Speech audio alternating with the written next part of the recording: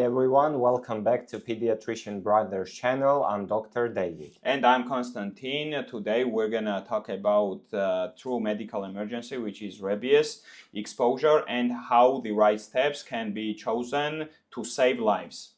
After a bite, the rabies virus replicates briefly in muscles at the wound site, then hijacks peripheral nerves and travels by axons to reach the spinal cord and CNS. Once the virus reaches CNS, it causes diffuse encephalitis, triggering the classic furious and paralytic symptoms. The virus then descends through autonomic nerves to salivary glands, ensuring it can spread with a bite. Neuronal damage is irreversible, and death typically follows cardiorespiratory failure. For dogs and cats, the combined pre-symptomatic shedding period plus the short course of clinical disease never exceeds 10 days. If animal remains clinically normal throughout the observation period, it could not have been infectious at the time of the bite. Rabies is almost 100% fatal once symptoms appear. No effective cure exists.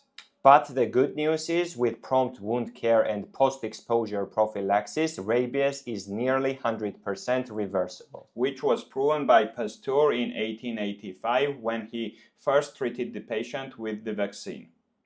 In the home setting, first wash the bite or scratch fast with high-pressure running water and soap for 15 minutes. Flush germs, decrease the viral load.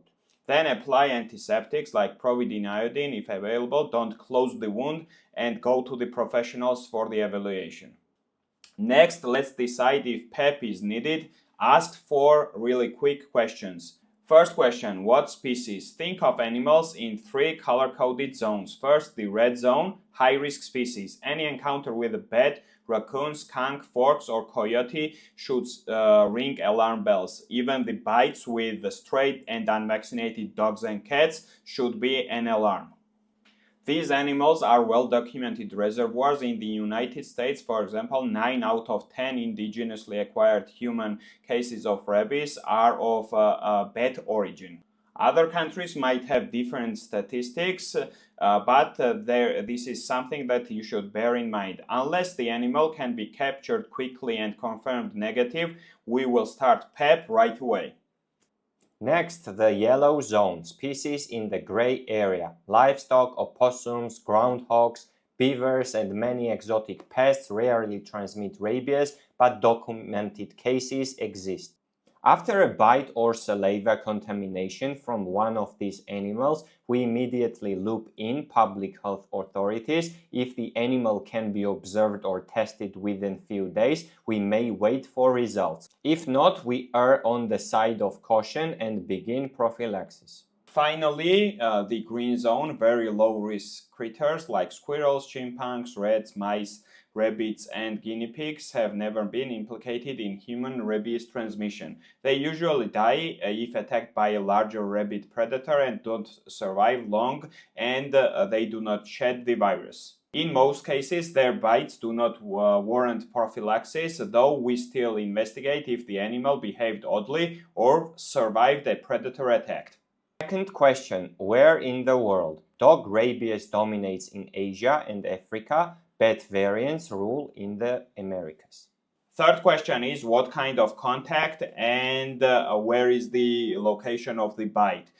First of all, we should say that majority of the cases are transmitted through saliva, which makes contact through bite, scratches, or mucosal layers like eyes, oral cavity, and etc. Other types of transmission also exist via bodily fluids, but the majority of the cases are through saliva. Bite location matters too. Wound on the face, neck, or hands sit closer to the brain and shorten the virus travel time, so we treat them with extra urgency, and always ask whether the bite was provoked or unprovoked. A pet that snaps after you step on its paw is probably exhibiting normal defensive behavior. A wild animal that wanders up and attacks without reason, or nocturnal creature roaming in daylight, is a red flag. Unprovoked aggression tips the scale towards the starting rabies prophylaxis while the animal is assessed.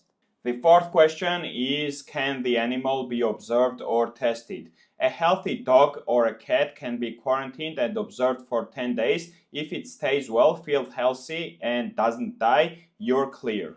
PEP means vaccine series and rabies immunoglobulin if you were not vaccinated before. Day 0, rig is injected around the wound, then vaccine given into the deltoid muscles. Booster doses are done on days 3, 7, and 14. Already fully vaccinated? Great, that's a booster shots for you on 0 and day 3. Now, David, let's talk about miscellaneous cases like beds in the bedroom, unexplained scratches, organ transplants, or travel in dog rabies countries. When in doubt, start PEP and consult experts. And remember, PEP still works even if started days or weeks after exposure, so never skip it because you are too late. Rabies prevention is a race against the clock, but the playbook is clear. Clean, assess, vaccinate.